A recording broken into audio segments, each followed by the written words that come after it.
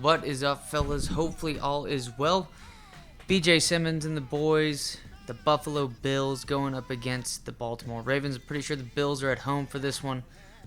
Taking a quick look at our schedule and stuff. This Bills team is 4-0, going up against a 4-2 Ravens team. This is also the team that had Ravens team that had Steve McNair the year before Joe Flacco is drafted. Just got done shitting on the Dallas Cowboys, sending up to the Baltimore Ravens. So that's going to be the gameplay. Let's see what he does against this rock-solid defense. This defense is pretty fucking good, man. I mean, still dealing with the likes of Chris McAllister, obviously Ed Reed, Ray Lewis, got a young Terrell Suggs and company. So it should be good. But taking a gander at what's happened, let's talk about the NBA draft. It appears just at this point, I mean, well, one, what we can talk about is that the Warriors end up winning the finals in 6 games. Steph Curry kind of should have seen that fucking just scripted ass shit. All the narrative was there. It's either scripted to the point to where you could say the game's fixed, but I'm not going to say that straight up. But the idea that they didn't actually anticipate the Boston Celtics winning this, and it makes it perfect that as long as Steph Curry gets his, he finally, to make it interesting, he can finally have himself a finals MVP. Boo fucking who? Back at it again. When you've done this enough times, it's, kind of hard to write something up that hasn't happened already. So, there you go for the narrative on that one. Warriors win the NBA Finals. And maybe you can say that maybe Oklahoma City and Houston ended up winning an NBA draft after Banchero ends up going to the Magic at the first overall pick. To me, it's kind of like, hey, if they feel that way about Mo Bamba, whatever, like Wendell Carter. But for me at this point, if either one of those dudes is going to be, a top player in a draft, it would have already happened. So, to me, it doesn't make sense that they can sit there and just, get Banchero and stuff like that.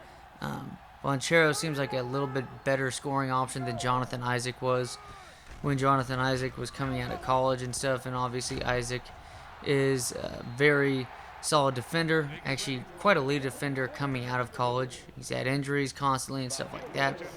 But Banchero just doesn't seem like the type of player to be all that much better. Cool ass name, I'll give him that. I mean, it's the name he's born with, so it's not like he should take too much credit on that. But maybe he fits well with the team just because they expect that to them.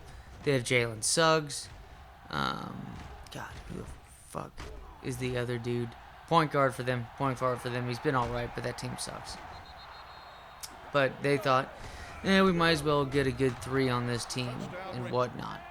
Franz Wagner, in my opinion, was playing out of position. Banchero is way more athletic than him. He's a solid shooter that he can come off and play as 6-man on this team. You don't have to deal with the likes of an old Terrence Ross anymore in the Orlando Magic. Banchero is definitely going to add even more athleticism to this entire, starting 5. Mo Bamba's incredibly athletic. Wendell Carter's pretty athletic. And of course, you got Jalen Suggs, who's in the dunk competition. So, there you go. He didn't do all too well, Didn't do all too well, in my opinion, whatnot, but it is what it is. But hey, the player that I think, him and Mo Bamba together would be pretty gross, if you ask me. I know Wendell Carter's already there and whatnot, so be it, and whatever, blah, blah, blah.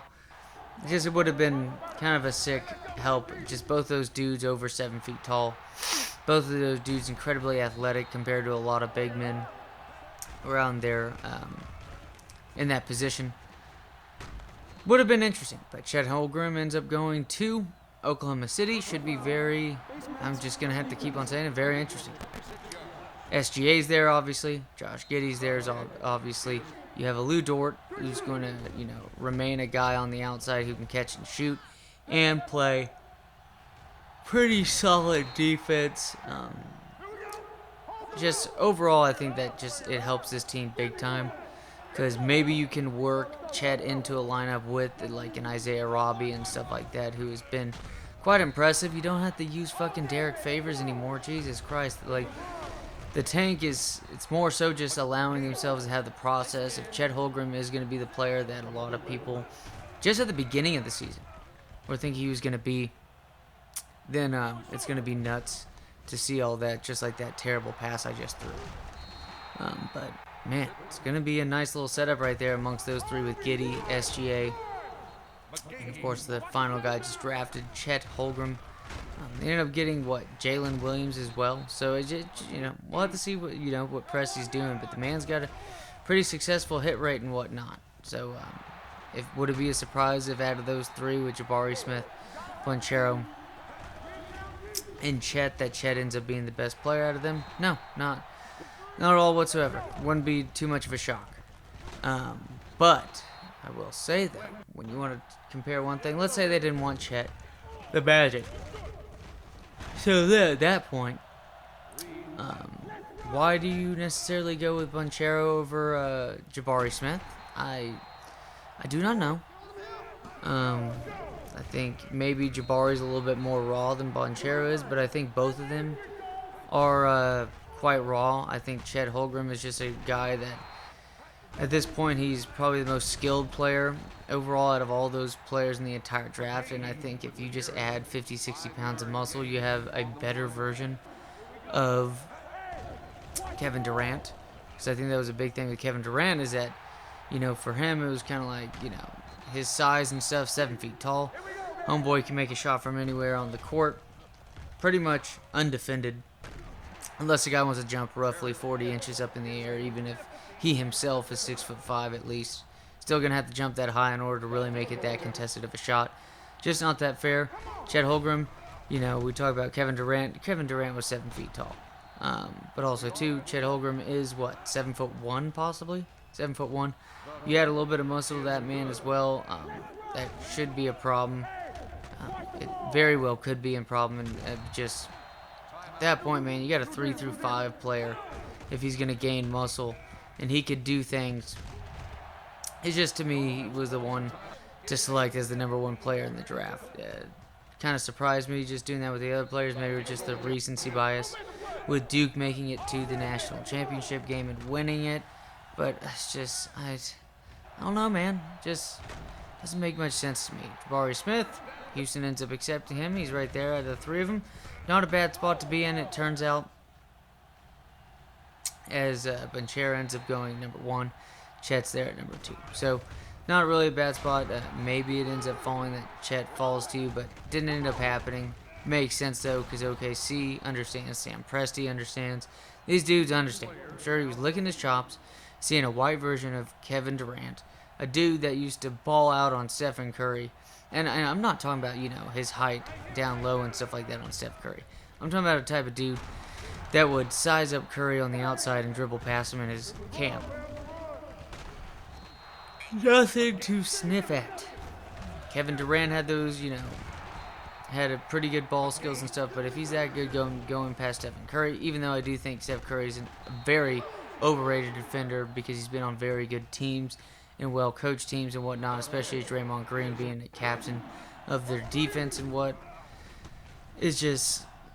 Maybe that's just being blown out of the water, but who cares? Who cares? I still think Chet Holmgren, he's easily the best player in the draft.